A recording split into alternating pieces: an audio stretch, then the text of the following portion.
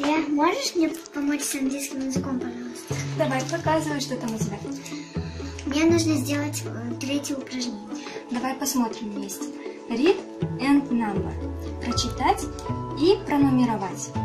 Хорошо. Посмотри, куда указывает эта цифра. На волос. Как будут волосы на английском? Hair. Да, значит, что мы сюда ставим?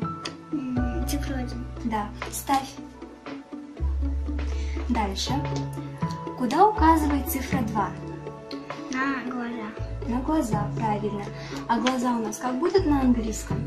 Eyes. Правильно. Значит, где eyes ставишь циферку? 2. Правильно. Цифра 3. Куда указывает? На нос. На нос. Нос на английском как будет? Nose. Нос. Значит, где нос ставишь цифру? 3. Хорошо. Циферка 4. Куда указывает? На рот. Да. Рот у нас как будет на английском? Mouth. Mouth. Правильно. Ставь циферку 4. И последнее.